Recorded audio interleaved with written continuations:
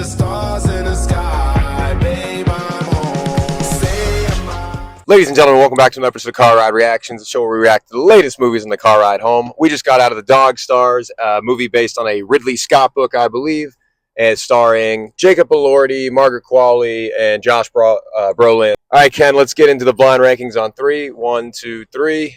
All right, we got 7.3 and 5.8. Spoiler warning going into effect. We will be ruining parts of this movie, so go ahead and pause here if you're going to see the movie, and then come back and join us after. If you're not going to see the movie, then tune in just to see what we're going to say about it. Ken, start us off, man. We're on a bit of a rough run, in my opinion. This has been we were very much spoiled by the Odyssey and Spider-Man this summer because, man, the last few for me, in my personal opinion, have not been up to par. For this one, this felt like I grinded half of a really bad video game. Oh, that's an interesting take. I felt like I literally did Last of Us vibes, Days Gone vibes. Like, I played a bunch of video games that literally felt like this. Go do random side quest here. Come do the other side quest here. Uh-oh, there's an encounter. Gets through encounter. Oh, no, your partner died. Or not partner, your dog dies. Which was sad. But then it's off to the next encounter, and now just on a whim, you know what? I'm going to go to Grand Junction. This movie had no, anything about it.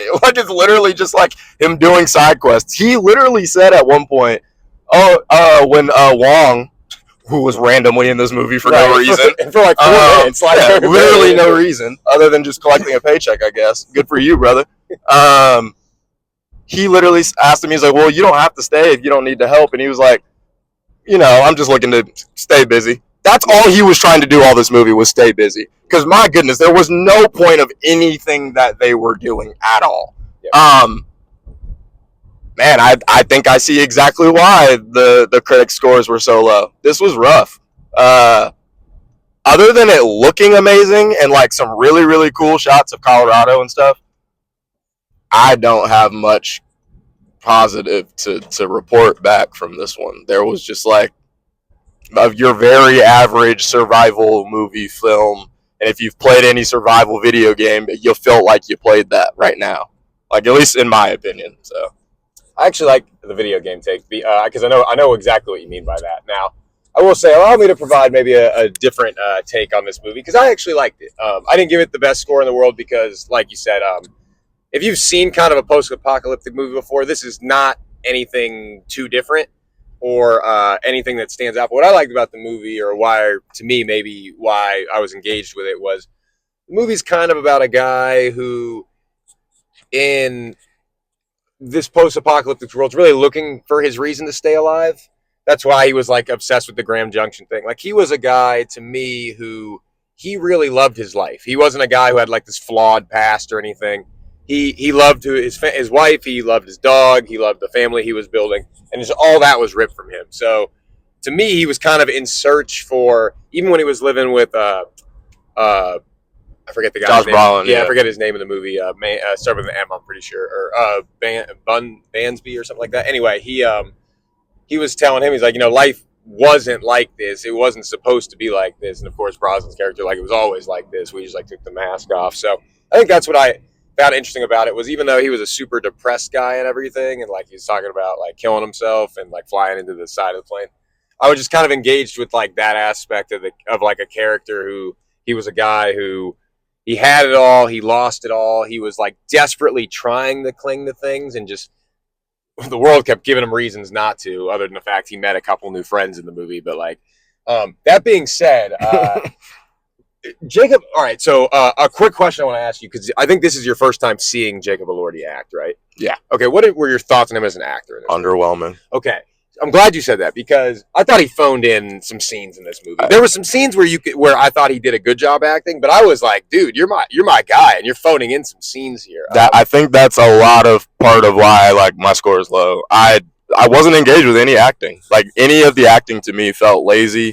It felt, other than Josh Brolin being funny in some instances, and Pops being kind of funny in some of the instances, but bro, like the acting was not good. It's extremely lazy, I think, personally. He's a little stiff anyway as an actor, but like I didn't see Frankenstein or what's the other movie? Wuthering Heights, which I assume with Margot Robbie. Oh, and those were Oscar nominated films, so I would assume those would be his best roles. But I like him in Euphoria.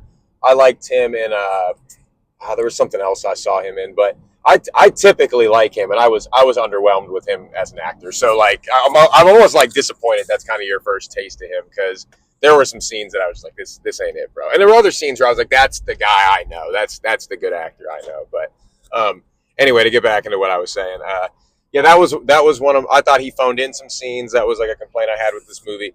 And then the whole, I actually think, had they done something different with the Grand Junction scene, had they taken that like departure into Grand Junction and it played out less weird, or maybe like something about that scene just didn't work at all for me.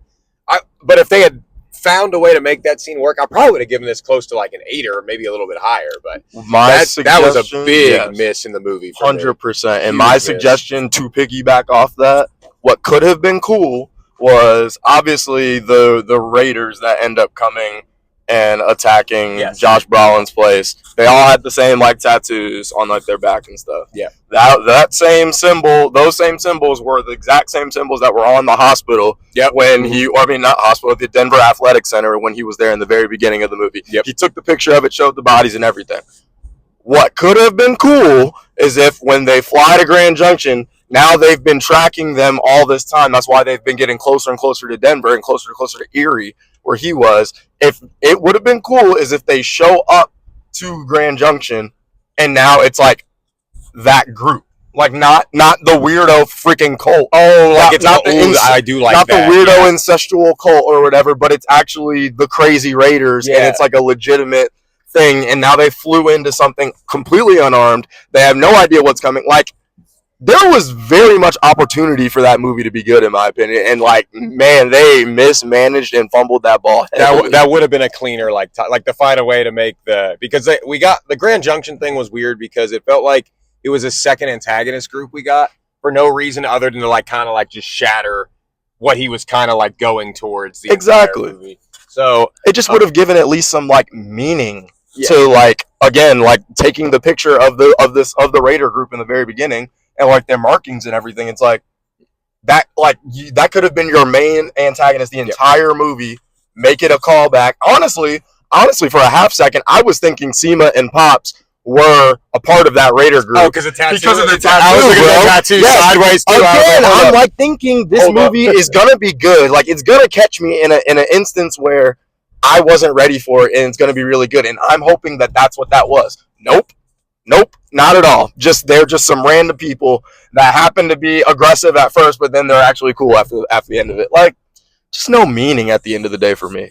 Yeah, I feel that. I mean, because this is a movie that's kind of, it's open to open for like interpretation. Like you see, like what I saw out of Jacob Elordi is not something that is necessarily everyone's going to leave the theater seeing. That was just kind of like my like take and everything, and I was fucking with that. But there were definitely points in this movie where I was like, thinking to myself, I like this movie, but I do not think anyone else in this theater likes this movie right now. Because there was a scene where they tried to do like a joke and like no one laughed, and I was like, ooh, that's tough. Because I forgot what it was, but yes, I remember. I think you were the only one that laughed. I actually laughed at the fact that nobody laughed. That was actually what I was laughing at, but no, I found it engaging. I liked it. As soon as they killed the dog in the beginning of the movie, I said that right there will make 5 out of 10 people be like, nope, didn't like the movie. Like, it could be a movie about 90 minutes of like just children getting massacred by serial killers, and it would score higher than a movie where they kill a dog. Man. Like those movies where those happen. As soon as we got the picture of him hand drawn with the dog, I was like, this dog is packed. Yeah. This dog ain't making it through this movie, no matter what happens. So.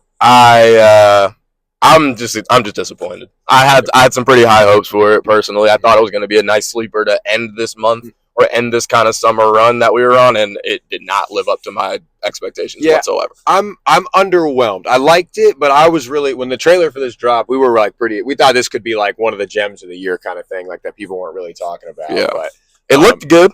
It very much looked good. I thought, I know you said the acting was underwhelming, and I know they weren't in it at the time, but I thought Brosnan and Qualley did pretty good in all their, Margaret Qualley, I think so you said. I think they did pretty good in their scenes.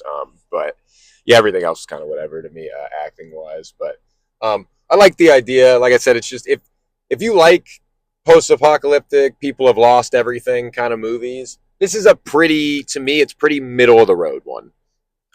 It's not a bad one. It's not a great one. This is the mutiny of Jason Statham, or the mutiny of kind of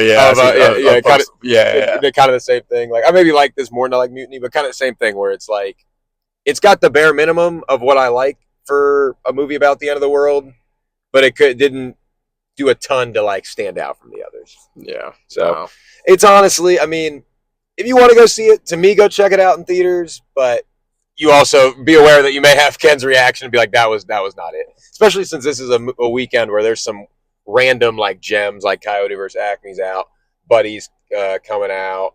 I want to see that Idiots movie. I don't even know if we've like talked about that one. I don't even know what that is. It's Dave Franco, O'Shea Jackson Jr., and then Mason Thames. And then I think O'Shea Jackson Jr. and Dave Franco are basically like these really like drug addict shitheads, and then somehow they get roped up into having to drive like some rich teen to like a rehab facility who's Mason Thames, and he ends up being like more clinically insane than they are. It looks like it's gonna be like kind of a Hangover, Role Models type of comedy, and so I might go check that out. But yeah, this was not a good weekend to have a movie that like may not get good word of mouth, because people are gonna be like, oh, well, I'll just go see Coyote vs. Acme, or I'll go see Buddy instead. Yeah. Yeah, I'm trying to think if there was any other things that stuck out to me. I thought they had some cool cinematography. I thought the Josh Brolin scene where he was fighting all them off or whatever was pretty cool. I like the night vision. That was the only good scene in the movie to me. That was like, when you said video game, that's what I was thinking. I was like, that shit felt like a video game. But yeah. It's when you see as many movies as we do, they're not all going to be great. This one wasn't great, but wasn't terrible to me. Final thoughts? Wasn't great, but if you want to indulge, go do it. Favorite trailer? Social Reckoning for yes, 100%. I'm super excited for Social Reckoning. Yeah, I hope, because I'm a Jeremy Allen White fan anyway. But the rest of the cast looks good, and I think that movie's. I hope that's one that people see and we talk about, because I do think it's gonna like kind of unveil how social media like manipulates people a little bit, or how they push things. I'm curious to see how they handle talking about that. So yeah, that one stuck out for sure of the trailers tonight. Anyway, y'all, coming up, I might go see Buddy. I'm probably gonna go see Buddy this weekend. I'm gonna tap in our friend Nate, who's gonna see it this weekend too. Call him at some point. I might go see Idiots at some point. Trying to think what the next one we have coming up is. I'm not sure. The only ones we have in the docket right now are Dune and Doomsday. Yeah. But I feel like we got some other stuff coming up. How to Rob a Bank's coming up. Maybe we'll check that one out. Make sure you're following us on social media. Pretzel Rated, Letterboxd. Give us some feedback. We always like hearing it. And see y'all in the next one. Later.